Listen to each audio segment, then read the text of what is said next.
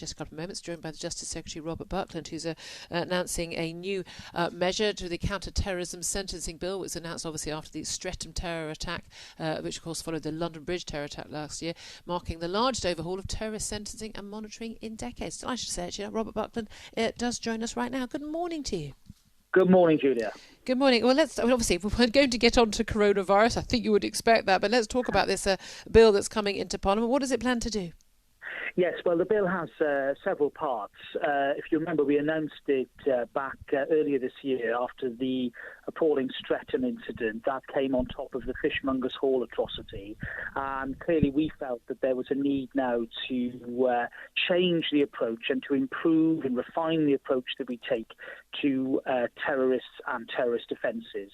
So the bill will contain a number of measures to tighten up sentences at the top end of terrorist activity and planning, attacks akin to the Manchester bombing atrocity, for example, where we will see a minimum sentence of 14 years in some instances, and then a longer licence period. That's the period during which offenders can be monitored by the authorities and brought back to prison if they breach those licence conditions.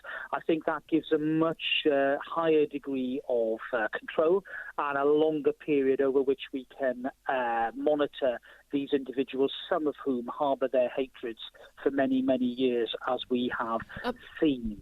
Isn't there a bit of a concern, though, that a lot of people might be very supportive of this, and that would have thought that these are the sort of minimum jail terms we should have had for many years, that actually this is only going to affect a tiny, tiny number of terrorists?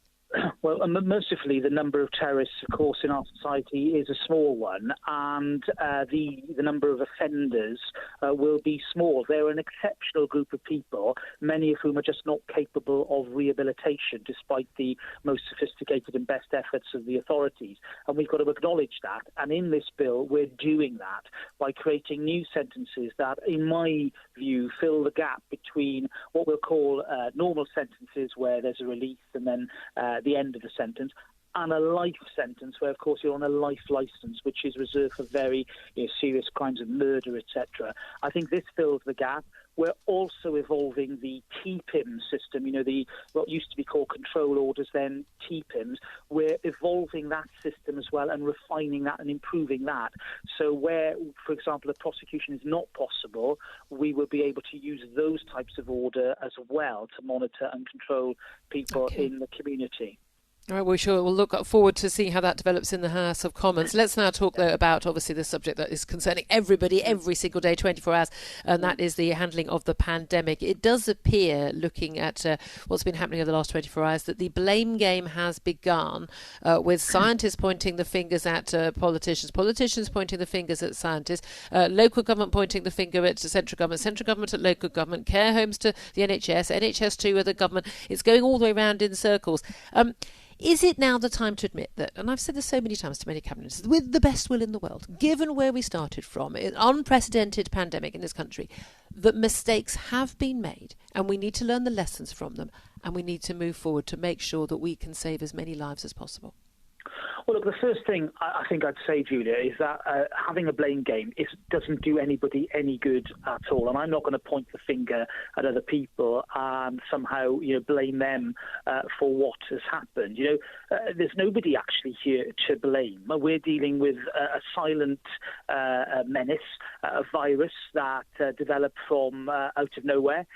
The knowledge and our understanding of that virus has constantly evolved. What we knew about it back in February, March is totally different now from where we are in May, and we'll know more about it by June. And I think it's right to note that government is bound to evolve its position. It may well, take actions back in February, March that, looking at the evolving position, now it has to change and refine.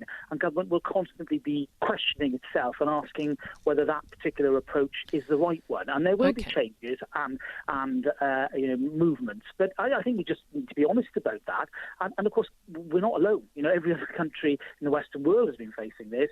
And we've all been trying to adapt for our own particular requirements. But, frankly, this is a massive challenge. And I think it's far better to say, look, we're doing the best we can. Yes, there are going to be times of frustration, but we are all working together to beat this virus. Okay, we say we're all working together, but there are a lot of concerns. There have been ongoing concerns about PPE, and we know all governments around the world have been facing the same problems, to a greater or lesser extent. But in terms of decisions to, for instance, abandon tracking and tracing, we now know that the cat is out of the bag now. It wasn't a scientific medical decision based on, there's no point doing it because other countries doing better than us in handling deaths are actually did actually continue to test and trace. The decision was based on the basis we don't have the lab capacity, we can't carry it out. Public Health England hadn't expanded enough, and so you couldn't actually do it. So in retrospect, was that a mistake? No, I mean, we took a decision to focus on the NHS, and whilst we absolutely weren't, focusing on the NHS to the detriment of every other sector. But you were. That's the problem, isn't it? You were. No, we weren't. But why? No, but why does focusing on the NHS mean you can't do testing and tracing as well? Why does focusing on the NHS mean that you can't help care homes? Why does focusing on the NHS mean you can't get PPE for care homes? I think a lot of people listening right now who want to support the government, they're not out. This isn't just bashing for the sake of it and gotcha journalism or anything. This is just we don't understand why focusing on the NHS means that everything else has to go by the wayside. Look, I accept the point you're making, but I don't accept that everything else went by the wayside. I think, yes, clearly, for example, with PPE, we needed to coordinate more effectively. And, of course, we're doing that now with Lord Dighton and the coordination. As you say, it was a world challenge. And there were other areas, for example, on testing, we didn't have, like the Germans, that big diagnostic base that we could just adapt. We had to make some choices.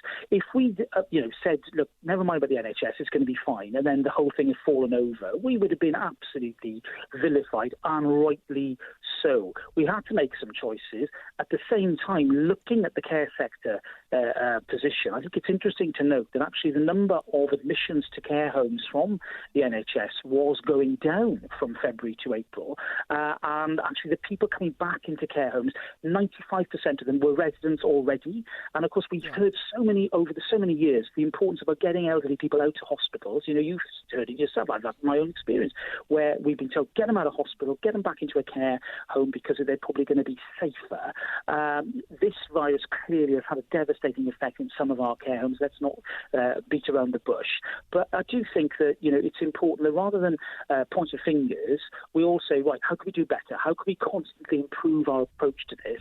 And government is not alone in that. And I think all but you can't do better if you don't know where the problems are. I know time's against us, so I do apologise for interrupting, Mr. Buckland. But let's talk about primary schools going back, because now the BMA is saying they've dropped their opposition, but you've even got a Tory council now saying doubts over that June the 1st date. Big concern being that, and even expressed by Dame Angela McLean, the Deputy Chief Scientific Advisor, that actually, you need the test and tracking app and everything in place, supposed to have been in place already about a week ago, not in place yet, and still doubtful whether it's properly in place by the beginning of June, before schools can go back. Are primary schools going to go back without that tracking, testing, tracking and tracing system in place? Well, look, I'm seeing across the sector a lot of employers and primary schools developing what they regard as a safe system, bringing staff with them, working together to make sure that can be done by the 1st of June. I think that's great. I understand the concerns of other employers who might not feel that that's right for them. The important thing is that dialogue goes on. The Education Secretary continues to engage with the unions and with others to make sure that we can meet the 1st of June the aspiration that we set out. I think we're tracking and testing. We are developing very, very quickly. We've now got 21,000 volunteers who are going to be able to do this. They're getting their training. I think the truth is with tracing that this will develop. We'll start with those volunteers. We'll see the app that is being piloted in the Isle of Wight being developed. I think that over the next few weeks and months, we'll see that increase in its range and its sophistication. But we've got to start somewhere. And I think you would have been rightly criticising the government if we sort of, failed to set out even a roadmap as to what the recovery looks like. And you just said to me, well, why aren't you giving me a date?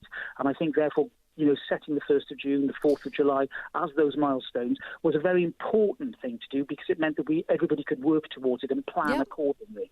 No, I think we all understand that. Everyone listening will understand that. I just think people are concerned that these things weren't got in place at an earlier time, given of all the, there's not only one member of staff who's dealing with all these things. Different people could be put in charge. You do have an army of tens of thousands of people, and indeed a military that could perhaps have done this.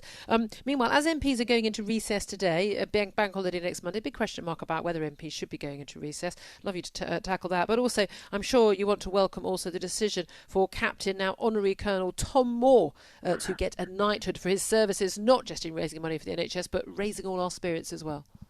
Well, indeed, I mean, Tom Moore epitomises the best of what it is to be British. I mean, his efforts to raise that huge amount of money for NHS charities, I think, are just the crowning glory of an extraordinary life. I mean, he served his country.